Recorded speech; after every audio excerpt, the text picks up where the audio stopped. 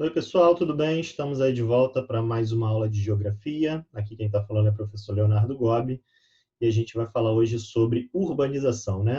Uma matéria bem importante para o vestibular, para o Enem, né? Ela tem muitas informações, a gente tem muitas informações aqui a serem passadas hoje para você, então fica atento aí que a gente vai trabalhar vários conceitos importantes. Legal? Bom, vamos lá, vamos começar nossa aula aqui. Lembrando que qualquer dúvida que vocês tenham, pausem o vídeo, né? Façam as suas anotações, dê uma olhada aí no seu material impresso, na sua apostila, e fica com a gente aqui que a gente vai tentar tirar todas as dúvidas a respeito sobre esse assunto, que é um assunto importantíssimo. Legal? Então vamos lá, a gente está na Geografia 2, né? Capítulo 22, Urbanização, Conceitos e Fenômenos. Então vamos lá. Seguinte, para a gente falar de urbanização, a primeira coisa que a gente precisa comentar aqui é sobre o seu conceito, né? O que significa urbanização? Né? Qual é o conceito por detrás do tema urbanização? Então, quando a gente fala em urbanização, a gente está falando, na verdade, sobre a quantidade de pessoas que vivem na área urbana. Toda vez que a gente fala que ocorreu ou está ocorrendo um processo de urbanização, isso quer dizer o seguinte, que mais da metade da população vive nas áreas urbanas. Isto é, mais da metade da população está vivendo no ambiente urbano. Tá? Então, se mais de 50% da população de um determinado lugar vive em áreas urbanas, a gente pode afirmar que naquele local ocorre ou está ocorrendo um processo de urbanização. Tá legal?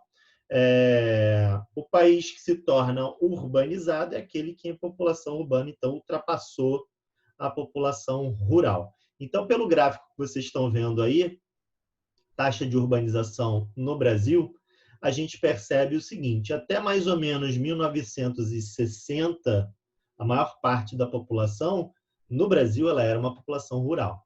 A partir da década de 60, né, então entre meados da década de 60 e início da década de 70, o que aconteceu?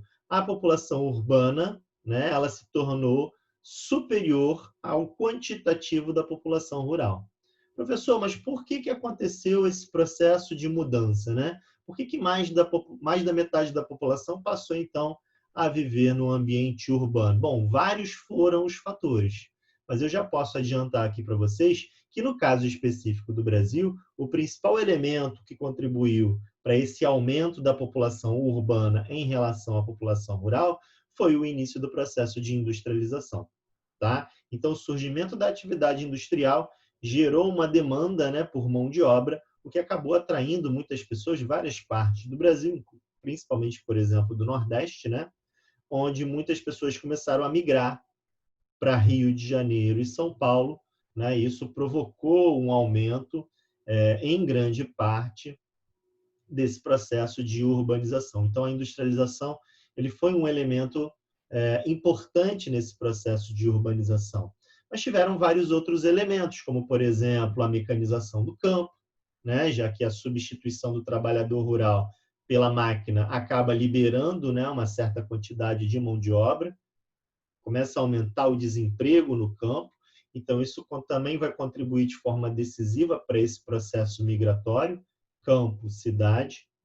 Além disso, a questão da concentração fundiária, que a gente já falou em algumas aulas anteriores aí, tá? Então, talvez esses três elementos aí sejam os elementos mais importantes do início do processo de urbanização no Brasil, tá?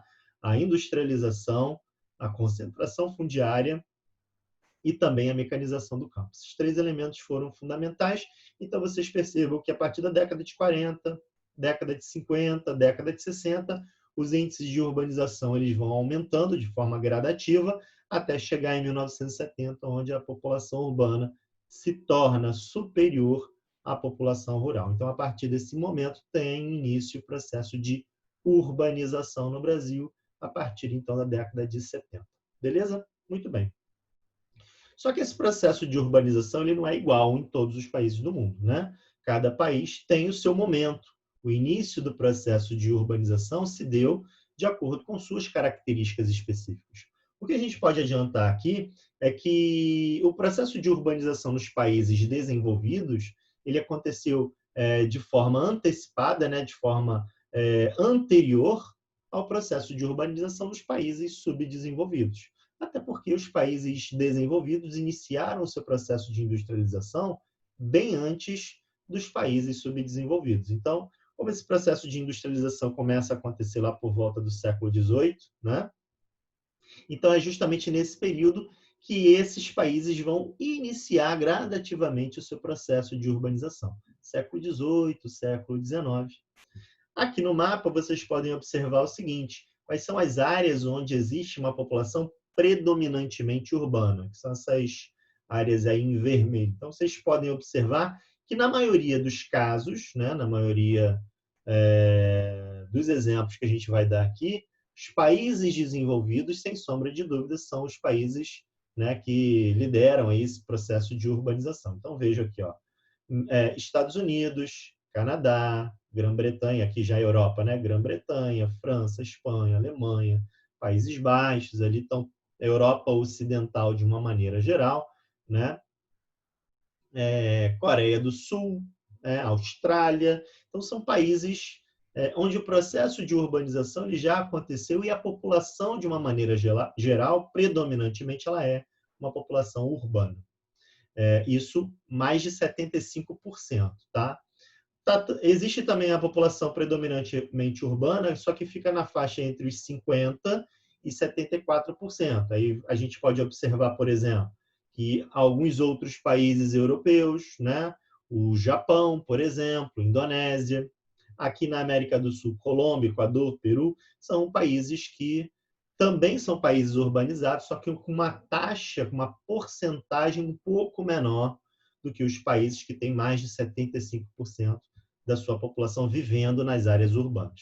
Esqueci só de comentar aqui que o Brasil, obviamente, né, também está inserido aí dentro desse contexto, apesar de não ser um país desenvolvido, mas ele já figura aí dentro do contexto dos países com mais de 75% da sua população sendo urbana.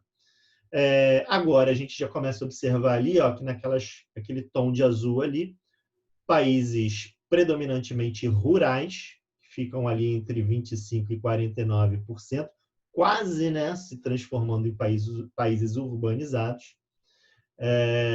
A gente observa, por exemplo, dois países que são bem curiosos para a gente, né? Muita gente acha que, por exemplo, a China é um país amplamente urbanizado, porque tem um setor industrial muito vigoroso, principalmente aí nos últimos anos, né? A indústria chinesa aí à frente de vários setores industriais de vários outros países.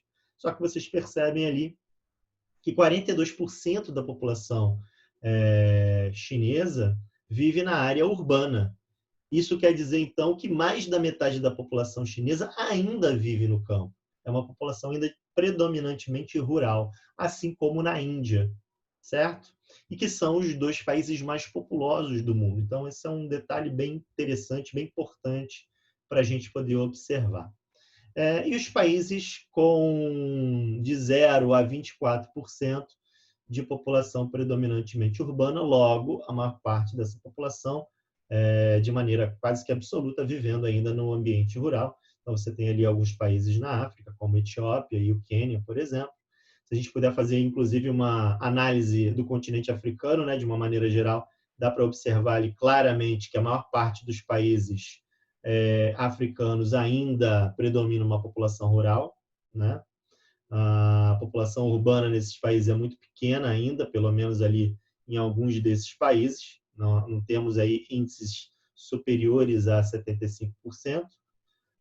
Então, esse é mais ou menos o quadro que a gente observa em termos de população urbana e rural no mundo hoje, né, na atualidade. Ok? Isso é importante para a gente perceber o que a gente vai falar aqui agora, que é o seguinte: quando a gente fala em um processo de urbanização, a gente tem que diferenciar o processo de urbanização que aconteceu nos países desenvolvidos do processo de urbanização que aconteceu nos países subdesenvolvidos. Qual foi a grande diferença da urbanização nesses países? Bom, como nos países desenvolvidos o processo de industrialização ele ocorreu de maneira lenta e gradativa, né? Iniciou lá a primeira revolução industrial, o processo de industrialização ele foi se desenvolvendo, veio a segunda revolução industrial, as indústrias começam a se intensificar, a se diversificar. vem a terceira revolução industrial. Então, quer dizer, os países desenvolvidos passaram por cada uma das etapas do processo de industrialização. Como esse processo foi gradativo, o que aconteceu com a população rural? Ela também, gradativamente, ela foi migrando do campo para a cidade. Ela não migrou de uma vez só. Então, conforme as indústrias iam se desenvolvendo, cada vez mais pessoas iam migrando. Então, esse processo de migração campo-cidade, ele acompanhou o ritmo da industrialização. Então, esse processo de urbanização, né, que é o aumento da população urbana relacionado à população rural, ele também vai ser lento e gradativo. Tá certo? Então, esse é um detalhe, inclusive, muito importante para a gente observar as diferenças que existem no ambiente urbano nos países desenvolvidos e nos países subdesenvolvidos. Tá? Então, isso quer dizer o seguinte, que as cidades, conforme vai acontecendo o processo de industrialização e cada vez mais vai atraindo, por exemplo, mão de obra do campo para a cidade, esse processo de construção das cidades, né, vai ser lento. As cidades, então, elas vão se adaptando a essa nova realidade, elas vão se estruturando, vai havendo ali, então, um processo de asfaltamento de ruas, vai havendo ali a criação do saneamento básico, né? Então, toda aquela infraestrutura que a gente conhece do ambiente urbano vai se consolidando e vai se formando, então, gradativamente, justamente associado a esses fluxos migratórios e o aumento do processo de industrialização. Tá? Então, vão sendo criadas essas infraestruturas urbanas, né? Água, moradia, esgoto, luz, enfim. Justamente conforme o aumento do emprego vai sendo gerado, né, pelo processo industrial, mais e mais pessoas vão chegando e cada vez mais, então, as cidades elas vão se preparando para esse crescimento urbano. Ok? Muito bem. Com o tempo, então, a gente vai observar o seguinte, que nos países em desenvolvimento, nos países subdesenvolvidos, já que esse processo de industrialização ele foi um processo tardio, né, ele vai acontecer muito tempo depois do processo de industrialização nos países desenvolvidos. Vamos pegar aqui o Brasil como exemplo. O processo de industrialização no Brasil ele vai começar lá na década de 30, por exemplo. Já havia ali antes algumas experiências industriais no Brasil, já no final do século XIX e início do século XX, mas o processo de industrialização como um todo mesmo só vai ter início a partir da década de 30. Então, o que vai acontecer? Assim como no Brasil, como em vários outros países subdesenvolvidos ou em desenvolvimento, esse processo de industrialização, como ele foi iniciado de forma muito tarde, quando iniciar o processo de industrialização, a gente já vai iniciar esse processo de industrialização de uma forma mais intensa, né? E de uma vez só. A gente não vai passar por aquelas etapas. Primeira revolução industrial, segunda. Então, esse processo industrial intenso que vai acontecer de uma forma muito rápida também vai estimular fluxos migratórios muito intensos e muito rápidos. Tanto é que a gente observa um grande fluxo migratório com a saída da população, principalmente do Nordeste para o Sudeste, num curto espaço de tempo e uma grande quantidade de pessoas. Esse êxodo rural, então, vai trazer para cidades como Rio e São Paulo um volume de pessoas muito grande num curto espaço de tempo. Vai haver tempo suficiente das cidades se prepararem para receber essas pessoas? Com habitações, infraestruturas de água, esgoto e luz? Óbvio que não. E aí o que vai acontecer? Como foi um processo, então, muito rápido de industrialização, também vai ser um processo muito rápido de urbanização. Então, a quantidade de pessoas que vai migrar do campo para a cidade vai ser muito intensa, num curto espaço de tempo, onde, então, o Brasil vai se transformar, né, num país urbano também num curto espaço de tempo. Então, esse processo acelerado de urbanização vai promover aí uma série de consequências. Tá? E uma das principais consequências do rápido processo de urbanização é a formação de favelas, é o processo de favelização. Tá? Então, o processo acelerado e desordenado dessas cidades. Então, vai haver um crescimento urbano, sim, só que um crescimento urbano rápido e desordenado, diferente do que aconteceu nos países desenvolvidos, que foi lento e gradativo. tá bom? A gente já comentou isso aqui, né? Os fatores que estimularam esse processo de urbanização aqui nos países subdesenvolvidos ou em desenvolvimento: industrialização, mecanização do campo e a própria concentração fundiária, talvez aí os três principais elementos responsáveis por essa migração campo-cidade e aí, consequentemente, o início do processo de urbanização. Tá bom? Vamos lá. É o seguinte, diferente do que aconteceu então nos países desenvolvidos, né, nos países centrais, a população ela foi atraída pela oferta de empregos, né, empregos no setor urbano, principalmente no setor industrial. Tá? Então, os empregos na indústria, eles vão ser importantes para fazer esse processo de atração da população do campo para a cidade, mas perceba, por mais que estejam surgindo indústrias, né, como esse fluxo populacional que vai migrar para essas cidades é muito intenso e muito grande, quando essa população começar a chegar aqui, por mais que tenham empregos, não vai ter emprego para tanta gente, já que o fluxo migratório foi muito intenso. Então, quando essas pessoas chegarem aqui e, de fato, elas vão encontrar uma outra realidade, porque não vai ter emprego para todo mundo, onde que essas pessoas vão ficar? Porque sem emprego, como é que elas vão pagar um aluguel? Né? Então, é justamente nesse contexto que surge aí o processo de favelização. E associado a esse processo de favelização, né, as pessoas sem oportunidade de emprego no setor secundário, que é o setor industrial, naturalmente essas pessoas vão migrar para qual setor da economia? Para o setor terciário, né? Comércio e prestação de serviços. Mas a falta de qualificação dessas pessoas vão fazer com que nem todas também consigam um emprego formal. E muitas, então, vão acabar entrando no que a gente chama de mercado informal, a economia informal, onde a gente tem ali a presença dos subempregos.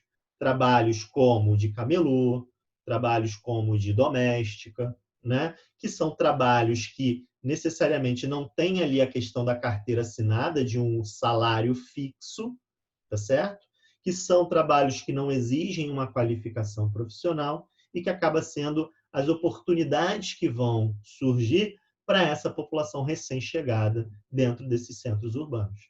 Tá? Então, a gente vai também conseguir observar que nos centros urbanos, nos países subdesenvolvidos, uma característica, além do processo de favelização, é o aumento também desses subempregos, dessa economia informal.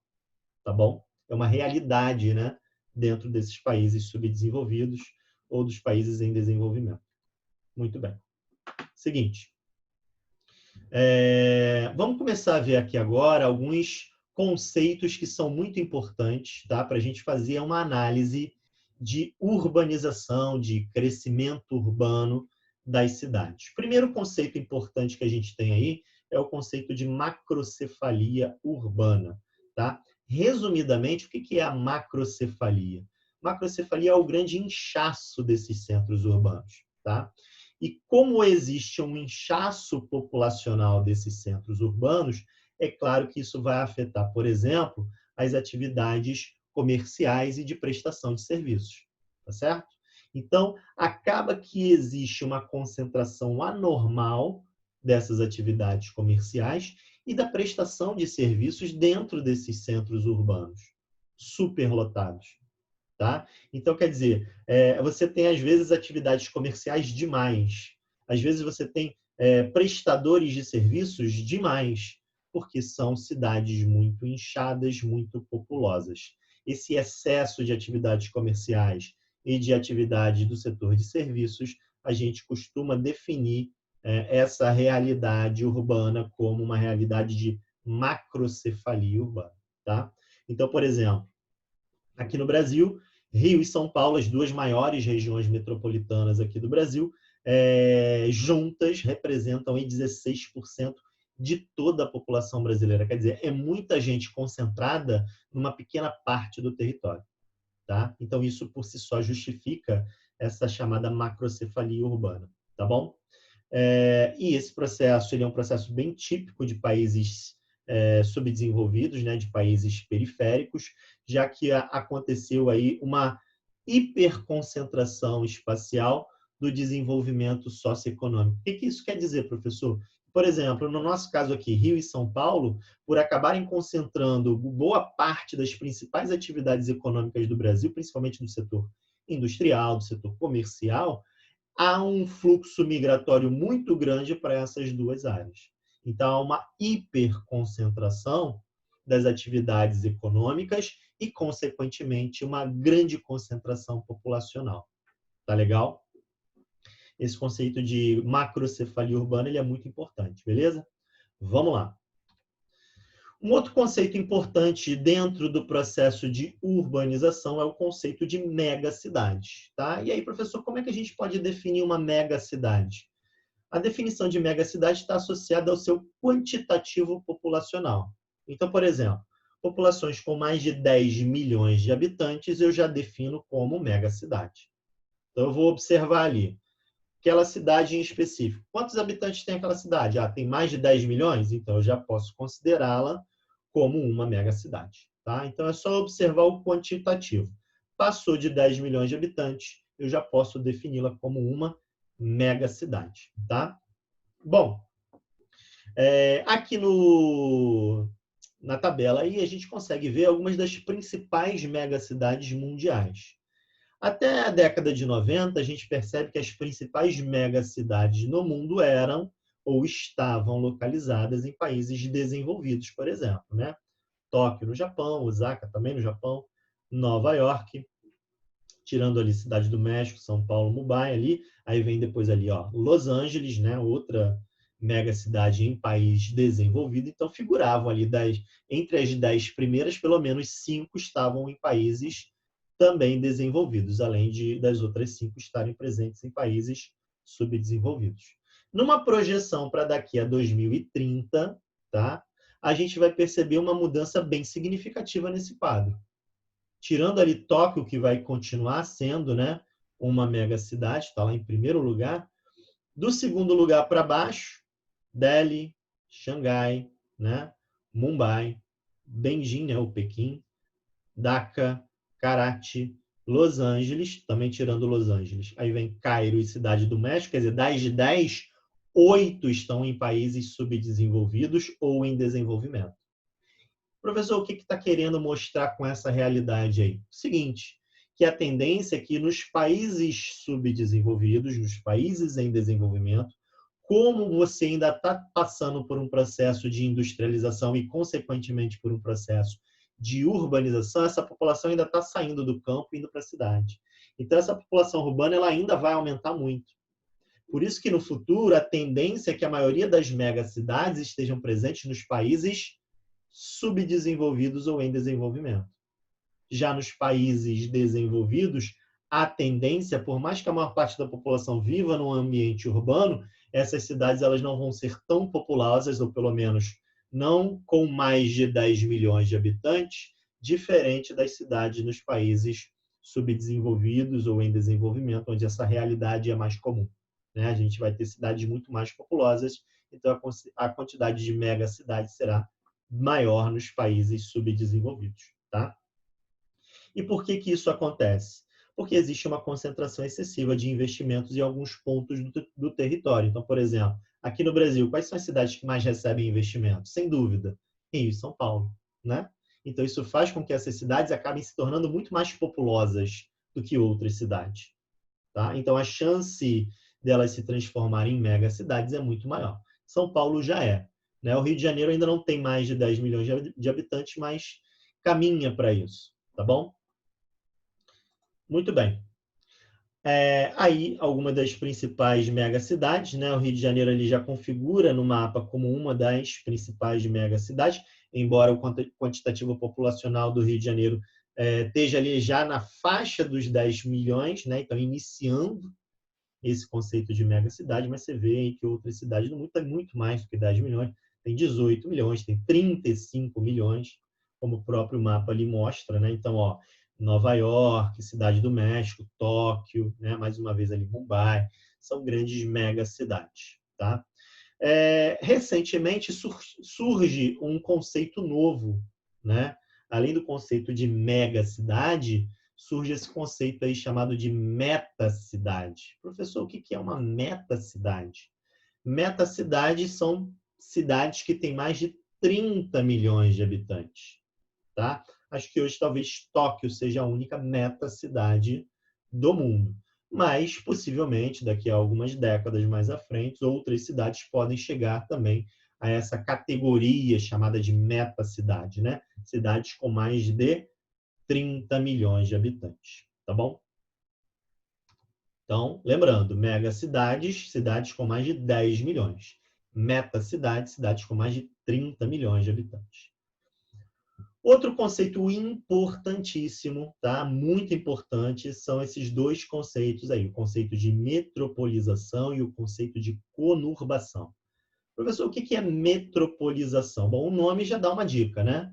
Metropolização associado a metrópoles. Mas o que são metrópoles? Metrópoles são grandes cidades, tá? Cidades que têm uma grande infraestrutura de serviços, de transporte, certo? Uma grande quantidade populacional. Então, toda cidade que tenha e que tem esse caráter mais central, né, de concentrar atividades econômicas e de serviços, a gente vai chamar essas cidades de metrópoles. Então, por exemplo, no Brasil, as duas grandes metrópoles são Rio e São Paulo. Claro que existem outras metrópoles. Normalmente as capitais de estados, por exemplo, né? Por exemplo, Porto Alegre é uma metrópole, Salvador é uma metrópole, Manaus é uma metrópole. Mas em termos de Brasil, Rio e São Paulo são as principais metrópoles, tá? Mas, de qualquer forma, o conceito de metrópole está associado a essas grandes cidades que possuem grandes infraestruturas, grandes populações, tá? O termo metropolização tem a ver com o quê? Tem a ver com a concentração de investimentos, né? Empregos, comércios, serviços e infraestruturas. Então, se uma cidade concentra todas essas características, né, concentra grande número de investimentos, concentra boa parte dos empregos, concentra muitas atividades comerciais e de serviços e também concentra uma grande quantidade de infraestruturas, a gente pode afirmar que nesse contexto está se formando uma metrópole, está havendo ali um processo de metropolização. Tá legal? Muito bem. Como eu falei ali, metrópoles são grandes cidades, né? Cidades que polarizam em torno de si uma grande quantidade de serviços, de indústrias, né? Então, as metrópoles elas exercem uma centralidade, tá? Elas são cidades mais centrais dentro do conjunto de outras cidades, né? As metrópoles elas têm essa característica, elas polarizam. O que significa essa expressão, professor? Polarizar. Polarizar significa exercer influência sobre outras cidades. E a gente percebe isso em Rio e São Paulo, né? Elas exercem influência sobre outras cidades. Mais à frente a gente vai comentar mais sobre isso, tá bom? Muito bem. Seguinte, além desse contexto aí, desse conceito de metropolização, desculpa, e também conurbação, a gente vai perceber o seguinte. A conurbação ela está diretamente relacionada ao crescimento das cidades. Conforme as cidades elas crescem, né? Então imagina que uma cidade como o Rio de Janeiro, né, nas últimas décadas ela cresceu não só do ponto de vista vertical, em termos de aumento do número de edificações, mas ela cresceu também no sentido horizontal. Ela se espalhou, né? Ela cresceu em tamanho. E conforme a cidade do Rio de Janeiro cresce em tamanho, do ponto de vista horizontal, ela se aproxima de outras cidades que são vizinhas à cidade do Rio de Janeiro, por exemplo. Vai chegar uma hora que essas cidades elas vão começar a se juntar. Se juntar, não no sentido de que elas vão se transformar numa só cidade, não é isso. Elas vão se juntar do ponto de vista urbano, da mancha urbana. Tá? Vai haver a formação de uma mancha urbana única, até um ponto onde você, por exemplo, não vai conseguir determinar onde termina a cidade do Rio de Janeiro e onde começa uma outra cidade. que é vizinha à cidade do Rio de Janeiro. Quando isso acontece, quando ocorre essa expansão da mancha urbana e essas cidades, então, elas se fundem do ponto de vista urbano, né, da paisagem urbana, eu posso afirmar aí, então, que começa a acontecer o que a gente chama de conurbação. Tá? O esquema ali ele é bem claro. Então, eu tenho ali uma área urbana, que eu vou chamar de A, e uma área urbana, que eu vou chamar de B. E áreas não urbanizadas que estão ali entre elas. Conforme essa área urbana ela vai crescendo, né? Então, deixa eu pegar uma ferramenta aqui, de repente eu fazendo aqui o esquema fica mais fácil vocês entenderem. Imagina que essa área urbana aqui ela vai crescendo, né? A cidade ela vai crescendo de tamanho, ok? Ela vai se expandindo, mais pessoas, maior a necessidade de construção de habitações, né? Então a cidade ela cresce.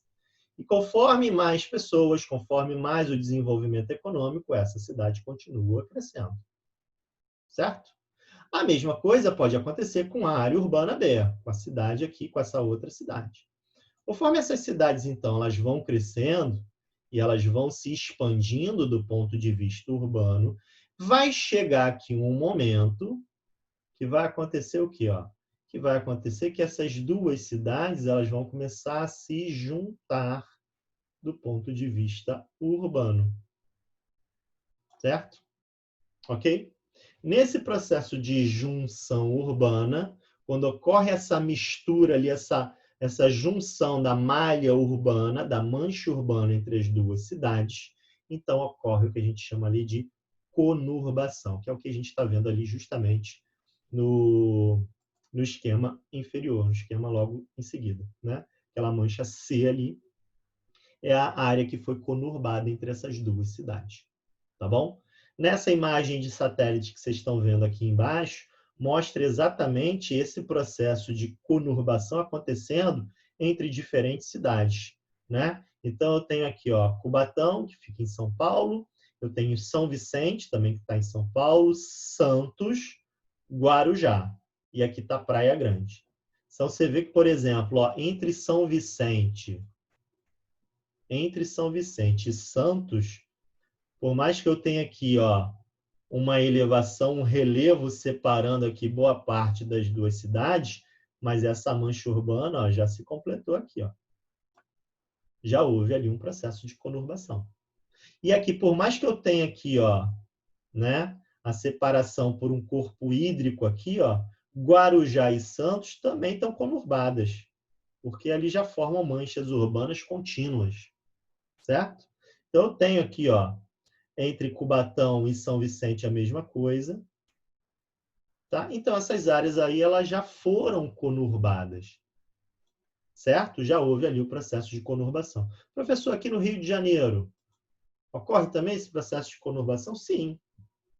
Entre Rio, a cidade né, do Rio de Janeiro, a cidade de Nova Iguaçu, de Caxias, a cidade de São João de Meriti, né? São cidades que fazem parte da chamada região metropolitana do Rio de Janeiro. Então, é a cidade do Rio de Janeiro, que é a cidade central, essa, né, a metrópole, aqui exerce centralidade, lembra que a gente acabou de comentar, né? Então, a cidade do Rio de Janeiro, que exerce essa centralidade, porque ela é a metrópole, se conurbou as várias cidades vizinhas que estão aqui no entorno. Esses exemplos que eu acabei de dar, Nova Iguaçu, Caxias, São João de Meriti, Mesquita e por aí vai. Tá legal? Beleza? Niterói, São Gonçalo fazem parte da região metropolitana do Rio de Janeiro. Tá? Que, aliás, é um outro conjunto muito importante. Né? O que é a região metropolitana do Rio de Janeiro? Ou o que é a região metropolitana de várias cidades do Brasil? A região metropolitana é justamente isso. É a conurbação de uma metrópole com suas cidades vizinhas. Então, quando eu tenho uma metrópole e esta metrópole se conurba as suas cidades que estão no entorno, forma-se, então, o que a gente chama de região metropolitana. Tá? Esse outro conceito muito importante. Tá? O que a gente observa, por exemplo, é que essa cidade central, essa metrópole, como ela exerce, mais uma vez, essa centralidade, essa polarização, muito da oferta de emprego na metrópole, né, atrai pessoas da onde? Dessas cidades do entorno, dessas cidades da região metropolitana, que moram nessas cidades vizinhas, mas todo dia vão trabalhar onde? Na cidade central, na metrópole. Né? Então, por exemplo, tem muita gente que sai de Nova Iguaçu e vem trabalhar no Rio de Janeiro. Tem muita gente que sai de Caxias e vem trabalhar no Rio de Janeiro. Então, essas cidades vizinhas que estão conurbadas a essa cidade central, que é a metrópole, essas cidades vizinhas recebem o nome de cidades dormitórios. Por quê, professor? Porque essas pessoas saem de casa de manhã, trabalham o dia inteiro na metrópole, no Rio de Janeiro, e no final do dia voltam para suas casas, para suas residências em outras cidades, em outros municípios. Vão lá só para dormir, porque de manhã, no dia seguinte, vão sair de novo para trabalhar. Por isso que recebe esse nome, então, de cidades dormitórios. Tá legal? Muito bem. Continuando. Conceito de megalópole. O conceito de megalópole é muito simples, porque se vocês entenderam o conceito de região metropolitana, vocês vão entender o conceito de megalópole. Se eu falei que a região metropolitana é a conurbação de uma metrópole com suas várias cidades vizinhas, formando então a região metropolitana, a megalópole nada mais é do que a conurbação de duas ou mais regiões metropolitanas. Então imagina uma grande região metropolitana aqui, que continua crescendo, e aqui uma outra região metropolitana que também continua crescendo. A partir do momento que essas duas regiões metropolitanas também se conurbarem, que é algo grandioso, né? Forma-se, então, o que a gente chama de megalópole.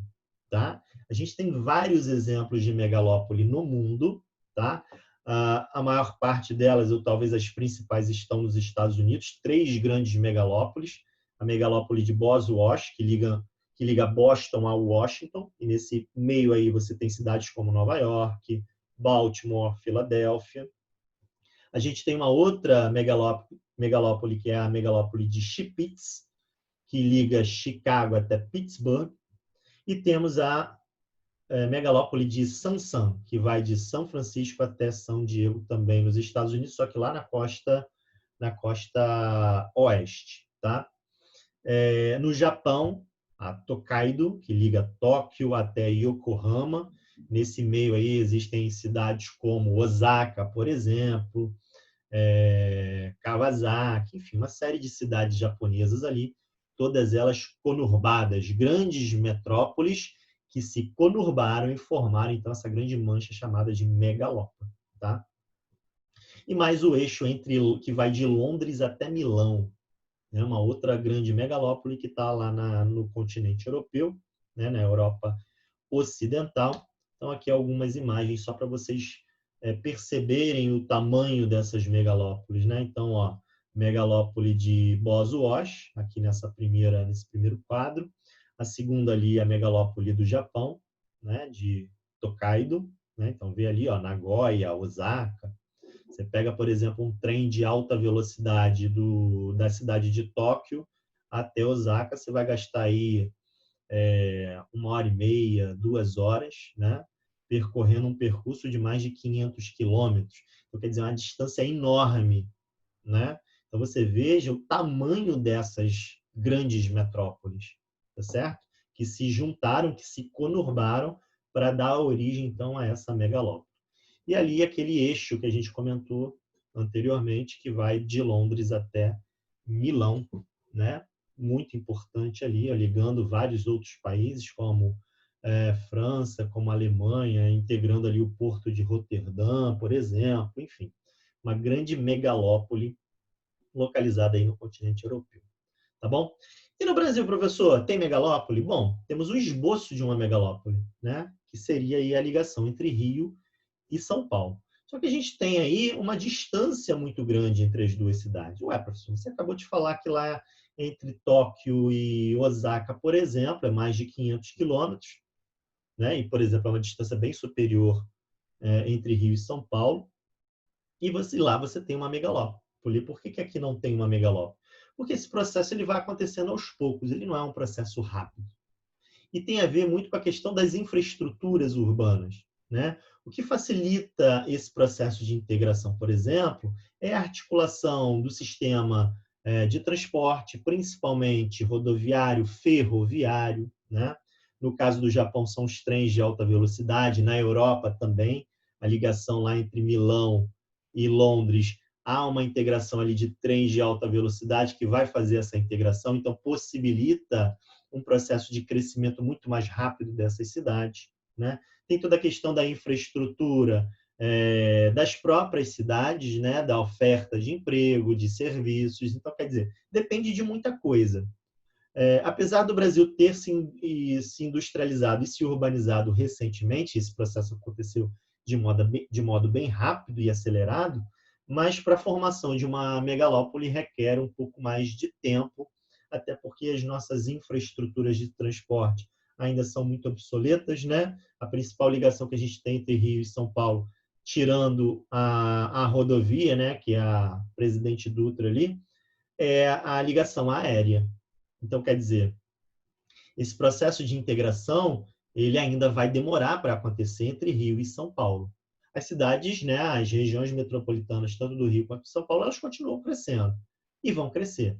Mas elas dependem também do crescimento dessas outras cidades que vocês estão vendo aqui, ó, que estão no caminho entre Rio e São Paulo. Tá? O que vai acontecer? Conforme vai acontecendo o crescimento urbano dessas cidades, né, tanto do Rio, por exemplo, aqui, ó, conforme a cidade do Rio de Janeiro continua crescendo, e conforme essas outras cidades também continuam crescendo, o que a gente vai observar? Que esse processo de conurbação entre essas regiões metropolitanas, uma hora vai acontecer. Tá? Para que isso aconteça, ó, essas cidades elas vão ter que crescer muito mais do que elas têm aqui, ó, que elas cresceram pelo menos por enquanto. Para justamente fazer o quê? Ó, conurbar todas essas áreas. E isso, obviamente, dependendo da infraestrutura que você tenha, isso ainda vai levar um tempo. Pelo menos aqui no Brasil ainda vai levar um tempo para acontecer.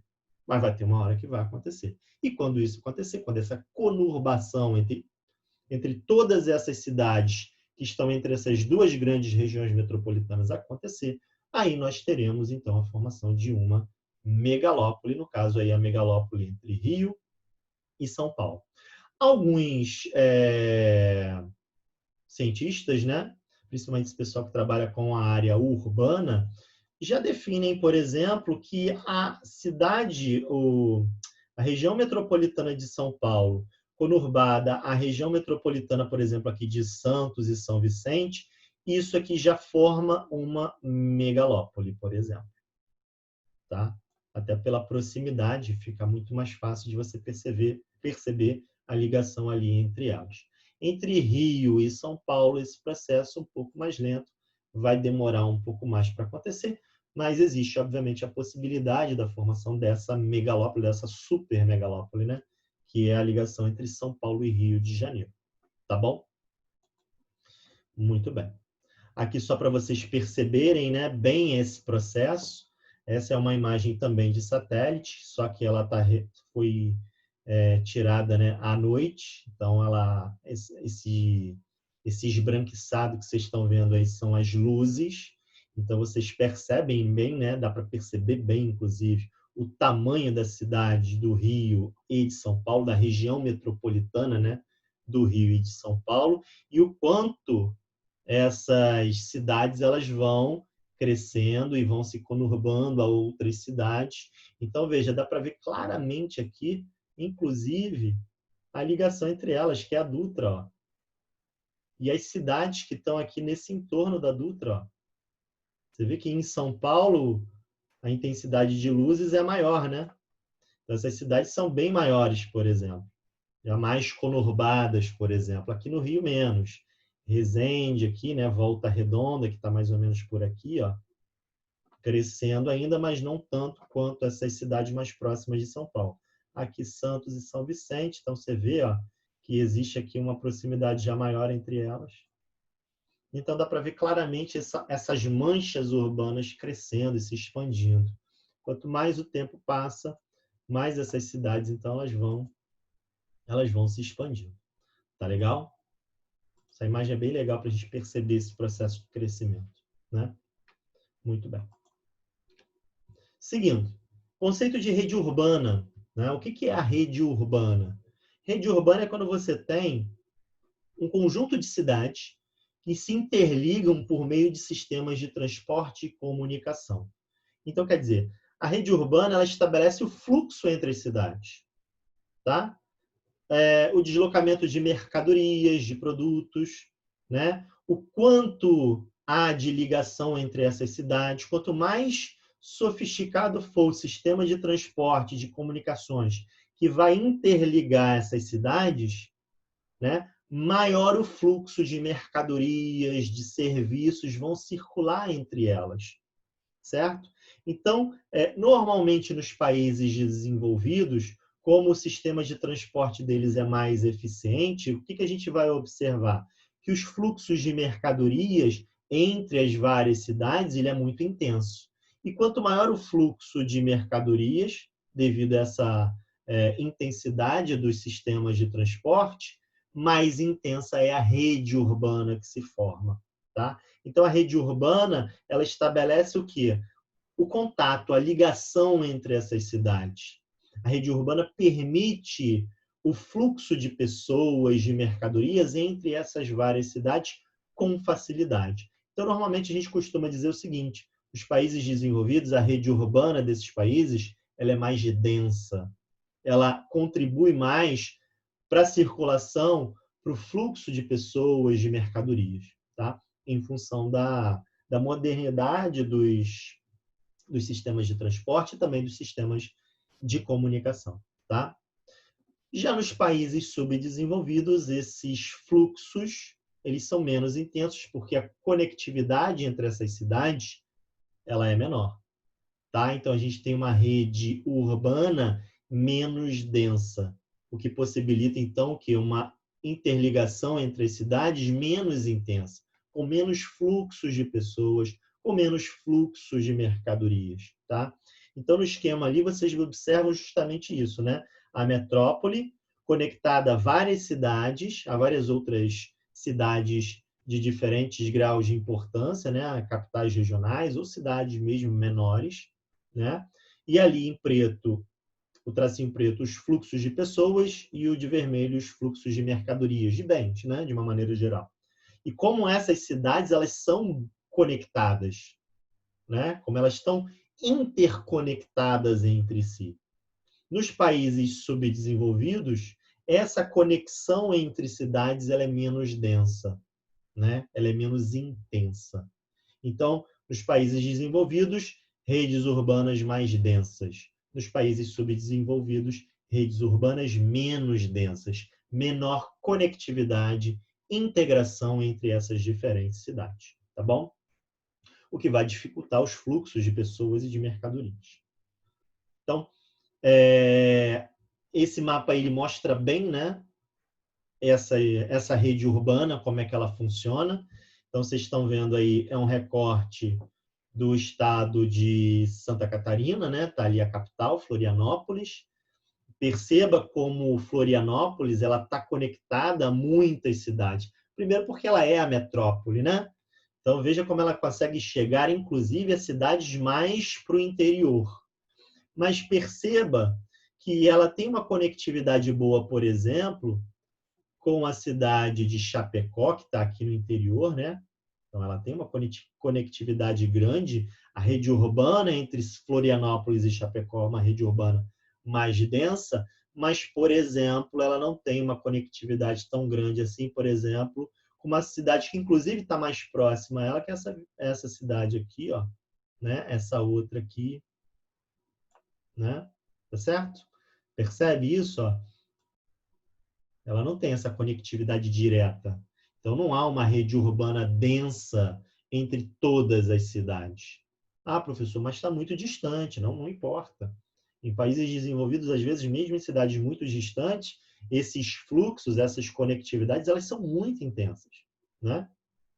Então, aqui você consegue perceber bem, né? Essas conectividades. Por exemplo, ó, Joinville aqui, ó, que também é uma grande cidade, e olha a conectividade que tem com Florianópolis, quase que nenhuma, né? Nenhuma, na verdade. certo? Então, perceba que falta a essas redes urbanas, né, aqui nos países subdesenvolvidos, países menos desenvolvidos, uma conectividade maior dessas redes urbanas, uma rede urbana mais densa. Tá bom? Muito bem. Continuando. Outro conceito importante de hierarquia urbana, na verdade, rede urbana e hierarquia urbana são conceitos que se complementam, tá? O que é a hierarquia urbana? Como o próprio nome diz, hierarquia significa o quê? Uma hierarquização em termos de cidades. Cidades mais importantes e cidades menos importantes, tá? Dentro da hierarquia urbana, a gente tem as cidades mais importantes, que são, por exemplo, as metrópoles, né? No caso do Brasil, a gente tem as metrópoles nacionais, por exemplo, Rio, São Paulo, Brasília. A gente tem as metrópoles regionais, que são as outras capitais, né? Belo Horizonte, Salvador, Florianópolis, né? Porto Alegre, Belém, Manaus, enfim. A gente tem cidades um pouco menores, que são os centros regionais, cidades menores ainda, que são as cidades locais, e as pequenas cidades, que são as vilas, né? E aí, dentro desse contexto, a gente observa o seguinte: a hierarquia urbana, então, é a relação de poder que existe entre essas cidades que fazem parte dessa hierarquia urbana, né? Que fazem parte dessa rede urbana, melhor dizendo. Tá bom? Então, você tem ali, ó, a conectividade entre elas. Beleza? No caso aqui, a gente pode observar dois tipos de hierarquia urbana. Uma hierarquia urbana mais tradicional, mais clássica, que é a mais antiga, né? Onde você, para poder chegar até uma cidade maior, né, você precisa ir até lá, né? O deslocamento entre essas cidades, tá? Para você poder estabelecer relações. Então, por exemplo, às vezes, numa cidade muito pequena, você não tem determinados serviços, né? Por exemplo, às vezes, para um serviço médico mais especializado, numa cidade muito pequena, você não tem um atendimento mais específico. Nessa pandemia, o que a gente está vendo, por exemplo, é que as cidades muito pequenas, às vezes, não têm leitos de UTI. E aí, o que acontece com as pessoas? Elas precisam ser internadas numa UTI. Então, elas têm que sair dessa cidade menor e ir para uma cidade maior, para um centro regional, para uma metrópole regional, ou até mesmo para uma metrópole nacional. Certo? Por quê? Porque nessas cidades menores você não tem todo um serviço que possa atender a essa população. Então, uma cidade depende da outra, num grau de hierarquia. As menores vão depender das maiores, das mais desenvolvidas cidades, tá? Então, ali, ó, uma cidade local estabelecer relações com uma metrópole nacional teria que passar necessariamente por um centro regional, né, para ela se conectar a uma cidade maior. Antes, ela vai se conectar com uma cidade menor, tá? Isso explica o que a gente chama de hierarquia rígida, que é esse modelo que vocês estão vendo aí, tá? Mas existe hoje em dia um esquema um pouquinho diferente, de hierarquia mais flexível. Isso está associado à evolução dos meios de transporte e também dos meios de comunicação, ok? Isso permite você ter um acesso maior a essas cidades de uma hierarquia mais elevada.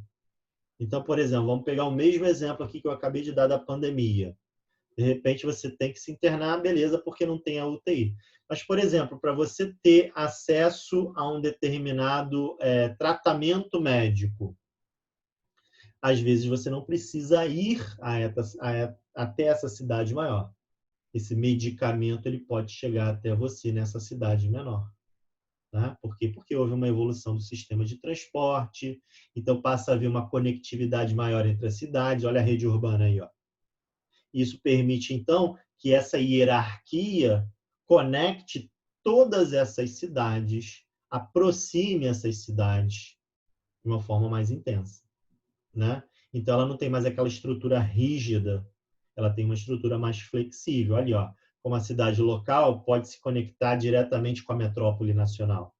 Naquele outro esquema, olha lá, para a cidade local se conectar até a metrópole nacional, ela primeiro precisa passar pelo centro regional, depois precisa passar pelo metrópole regional, quer dizer, não tem uma conectividade direta, né? Por exemplo, universidades. Antigamente, para você frequentar uma universidade, você tinha que ir para os grandes centros, as grandes metrópoles, né? Você morasse lá numa cidade muito pequenininha do interior, então você tinha que se mudar para um grande centro urbano para poder fazer a faculdade. Hoje em dia, com a educação à distância, né, você tendo acesso à internet nessas cidades menores, você pode cursar, você pode fazer um curso à distância, um curso universitário. Você não precisa ir até essa cidade. Então, esse exemplo é bem clássico, né, para a gente perceber essa flexibilização da hierarquia urbana. Tá legal? Beleza? Muito bem. Outro conceito, cidades globais. O que é uma cidade global? Cidade global tem a ver com a infraestrutura que essas cidades elas oferecem, né? E com o elevado poder político e econômico que elas apresentam. Pelo próprio nome, né? Cidade global. Então, são cidades que têm importância a nível mundial, né? E para que ela possa ser caracterizada como uma cidade global, ela tem que cumprir esses requisitos aí, ó. Grande concentração e movimentação financeira. Então, se uma cidade tem uma grande concentração e uma grande movimentação financeira, ela é candidata à cidade global.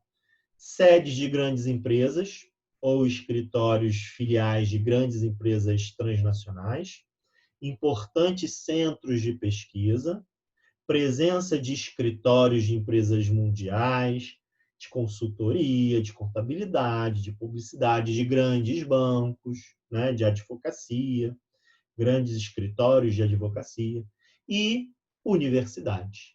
Se essa cidade ela tiver todos esses elementos aí, a gente pode classificar ela então como uma cidade global, tá? Agora, não é toda cidade global que está dentro do mesmo nível. A gente pode diferenciar as cidades globais em 3 níveis. Cidades globais alfa, cidades globais beta e cidades globais gama. Cidades globais alfa, por exemplo, são as cidades globais mais importantes. Tem maior conectividade, que tem tudo aquilo que a gente viu ali anteriormente, todas aquelas características em grande intensidade. Tá certo? Aí o mapa mostrando algumas dessas grandes cidades globais, as alfas, as betas e as gamas, né? Então você vê ali, ó, Nova York como uma cidade global alfa, né? Tóquio, né? Na Europa, Berlim, Londres, Paris, né? São aqueles exemplos bem clássicos, né? De grandes cidades mundiais. Essas cidades, elas são, sem dúvidas, consideradas cidades globais, tá? Ah, professor, e aqui no Brasil? Bom, aqui no Brasil tem São Paulo, né? Mas ela não é uma cidade global alfa, né? Está dentro do conjunto ali de cidades globais beta, né? São Paulo, Sydney, São Francisco, nos Estados Unidos, Cidade do México, Madrid, na Espanha, enfim, tá? Fora ali outros exemplos de cidades globais, fora as cidades globais de gama, né? Então, você tem ali mais um grupo bem importante ali de cidades globais. Tá? Então, esse conjunto todo aí, essas cidades que apresentam essas características bem específicas, tá bom? Tecnopolos. Tecnopolos são centros tecnológicos de desenvolvimento de tecnologia, mas não só isso. Associados, por exemplo, a grandes centros de pesquisa, a grandes universidades. Então, um local onde eu tenho grandes centros de pesquisa, onde eu tenho grandes universidades, né? Esses locais eu posso defini-los como tecnopolos. Tá legal? No mundo existem aí alguns tecnopolos, como, por exemplo, talvez o mais famoso, né? Que é o Vale do Silício, ali, ó, o Silicon Valley, que fica lá nos Estados Unidos, lá na costa leste. Em Paris, a gente também tem um importante tecnopolo, na Alemanha, no Japão, e aqui no Brasil também, né? Em São José dos Campos, em Campinas, né? A Unicamp, que é uma das melhores universidades do Brasil, né? E ali em São José dos Campos também eu tenho um grande centro de desenvolvimento de pesquisa e tecnologia. Então é o principal tecnopolo do Brasil, fica ali, né? Nesse local Muitas indústrias, muitas empresas de alta tecnologia se instalam nesses locais para aproveitar a mão de obra qualificada das universidades, o desenvolvimento das pesquisas que é feito ali próximo àquele local, né? E talvez o maior local de concentração dessas empresas do setor de alta tecnologia seja o Vale do Silício, nos Estados Unidos, né? Aí, para vocês, alguns dos principais tecnopolos do mundo, o que é produzido nesses locais, né? Então, você pode, inclusive, daqui a pouco dar uma pausa aí no vídeo e ver mais ou menos a característica de cada um daqueles tecnopolos ali, o que se produz, por exemplo, de desenvolvimento tecnológico, tá? E o Vale do Silício aí, ó. Olha a quantidade de empresas do setor tecnológico que você encontra no Vale do Silício, que vai desde a HP, passando ali pela Intel, né? Até empresas como a Google, todas elas estão aí no chamado Vale do Silício, tá? Então, aí no Vale do Silício, por exemplo, você tem grandes universidades que, né, formam uma grande quantidade de mão de obra extremamente qualificada. Você tem ali vários centros de desenvolvimento de pesquisas, e aí essas empresas se instalam aí justamente para se aproveitar de todas essas vantagens, formando, então, o que a gente chama de tecnopolo, tá bom? Involução metropolitana. O que é uma involução? É o contrário de evolução, né? Então, a involução metropolitana tem a ver ali com a questão da metrópole. Lembra que a gente está falando do crescimento das cidades e tudo mais, né? Se a gente está falando de uma involução, a gente está falando da redução do crescimento da população dessas metrópoles. Ué, professor, mas isso tem acontecido nos últimos anos? Sim, tem acontecido. Por vários fatores, né? Por exemplo, o aumento da violência urbana é um fator, por exemplo, que às vezes desestimula pessoas a virem para esses centros, para esses grandes centros urbanos. Então, nos últimos anos, isso tem acontecido no Brasil, o tamanho, né, das metrópoles em termos populacionais, ele tem diminuído um pouco. Muitas pessoas têm se mudado para cidades da região metropolitana, do entorno, cidades médias, cidades menores, né? Onde o custo de vida é menor, a qualidade de vida é maior, fugindo desses grandes centros urbanos. Às vezes vai e volta para trabalhar todo dia, lembra lá das cidades de dormitórios? Mas não mais morando na metrópole. Então, isso configura aí a chamada involução metropolitana. Isso está associado também a um outro conceito, que é o conceito de desmetropolização, que tem a ver com o quê? Com o aumento do crescimento populacional das cidades médias. Aí sim, conforme essas cidades médias vão crescendo, o que está acontecendo? A população que antes morava aqui, no centro, na metrópole, está indo morar nessas cidades menores, nessas cidades médias do entorno. Então, como essas pessoas estão saindo da metrópole, a gente chama isso de desmetropolização. Beleza? São conceitos bem parecidos, mas tem uma diferença aí. Gentrificação. O que é a gentrificação? Bom, a gentrificação ela tem a ver com intervenções urbanísticas, com obras, né, de melhoria do aparato urbano, né, o que a gente chama de remodelação, reformulação, né? Existem outros nomes que se enquadram aí dentro desse contexto da chamada gentrificação, né? E a ideia é você pegar uma área degradada, do ponto de vista urbano, uma área decadente, por exemplo, e reformular toda essa área. Fazer toda uma obra ali de infraestrutura, tá certo? Que vai atrair muito capital, muitos investidores, né? Do setor imobiliário, do setor de turismo, por exemplo, comercial. E ao revitalizar essa área, esse é o nome mais correto, vamos dizer assim, né? Ao revitalizar essa área, você então dá um novo valor a essa área. Isso aconteceu, sabe aonde? Aqui no Rio de Janeiro, ali naquela região portuária do Rio, para as Olimpíadas de 2016. Houve toda ali uma reforma urbana, demolição ali de antigos galpões do porto ali do Rio, né? De construção ali de muitos prédios comerciais, de criação de museus, né? Para quem já foi ali no mar, por exemplo. né? Museu da Manhã, a criação ali do bonde, ali do VLT, passando por essa área do portuária, né? O surgimento ali do aquário, do Aquarrio, outro centro importante turístico, né? A questão ali de hotéis que surgiram ali também, naquele entorno. Então, tudo isso revalorizou aquela área, tá certo?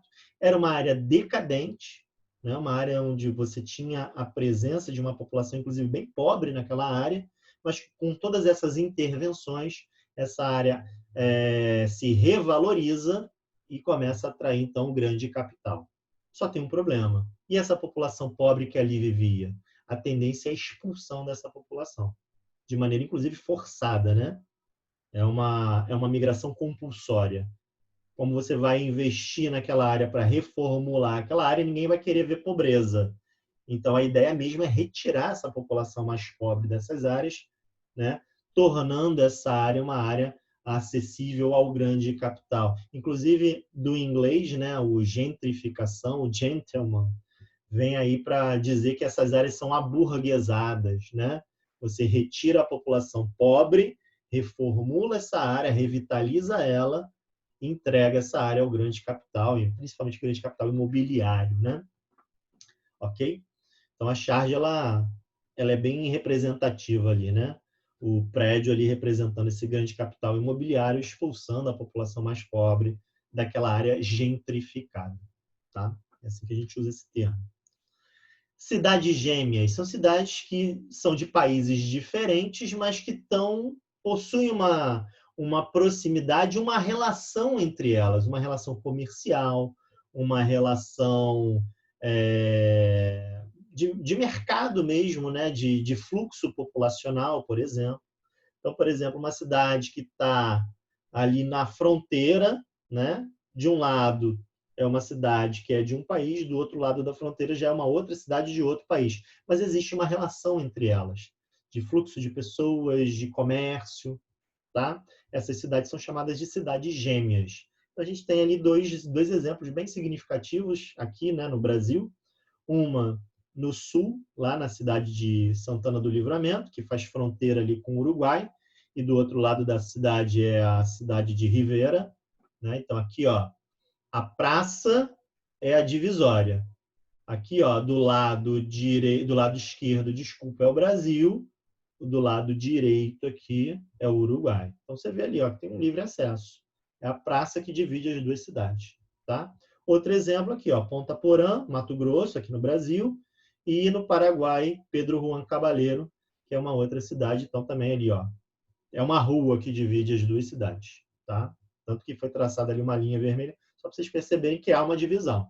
Mas ali a livre circulação de pessoas. Então, por exemplo, às vezes tem pessoas que estudam, paraguaios que estudam em escolas aqui no Brasil e vice-versa. Ou o cara sai dali do Paraguai e vai abastecer o carro num posto de gasolina no Brasil ali, em Ponta Porã e vice-versa. Então você vê que existe uma relação ali entre as duas cidades, por isso esse nome, cidades gêmeas. E o processo de favelização que a gente comentou lá no início da nossa aula, e que tem uma importância grande quando a gente percebe esse processo rápido de urbanização no Brasil, né? Que contribuiu para o surgimento desse processo de ocupação irregular, porque as favelas são isso, né? Ocupações irregulares, principalmente aqui no Rio, em áreas de encosta, né? Nos morros da cidade, que eram as áreas menos valorizadas da cidade, então essa população mais pobre, para ficar próximo do centro do Rio, próximo do local de trabalho, ela sobe os morros e ocupa essas áreas, né? Uma população que foi expulsa ali por todo um processo de reformulação urbana, da revolta da vacina, vocês já estudaram isso em história, tá? E aí começam a se formar as primeiras favelas no Rio de Janeiro e também em outras cidades do Brasil, tá? É algo bem característico, né, dos países subdesenvolvidos, né, as favelas. Nos países mais desenvolvidos, essas favelas elas não têm essa característica, como a gente está vendo aí nas imagens, né? Essa ocupação desordenada e de forma irregular, né? Nos países desenvolvidos, houve como o processo de urbanização ele foi mais lento, então houve todo um preparo para receber, né? essa população que migrava do campo para a cidade. Então, as cidades elas foram se moldando, né? Então, a questão da ampliação da infraestrutura, construção de habitações, né? Uma política habitacional para poder alocar essas pessoas, tá certo? Coisa que a gente não consegue observar aqui no Brasil e em vários países subdesenvolvidos. Inclusive, esse crescimento desordenado, a gente vê ali na segunda imagem, né? Bem icônica essa imagem. Essa imagem é lá de São Paulo. Então, você vê aí do lado um condomínio de luxo ali, e do outro lado ali a favela, né? O crescimento urbano desordenado, fruto desse rápido processo de urbanização, tá? Então, ó, nos países desenvolvidos, vocês já conseguem perceber, né, essa estrutura mais organizada. Não quer dizer que não tem uma população pobre, né? Porque tem, óbvio que tem. A própria imagem ali mostra isso, né? Mas você vê, né? São apartamentos, são condomínios, são conjuntos habitacionais. Então as pessoas têm acesso a água, esgoto, saneamento básico, ruas asfaltadas, mas são bairros pobres, né? Então existe sim uma segregação ali socioespacial, tá?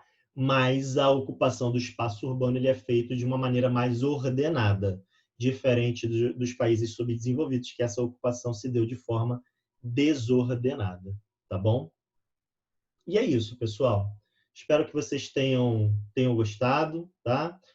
Nossa aula de hoje ela é muito importante, porque ela trata de um assunto que é fundamental, tá? Que é a urbanização. Então, qualquer dúvida que vocês tenham, façam suas anotações, confira lá a apostila de vocês, façam os exercícios, isso vai ajudar muito vocês a entenderem melhor esses vários conceitos que a gente trabalhou aqui hoje. Legal? Bom, a gente se vê numa próxima oportunidade. Aquele abraço. Tchau, tchau.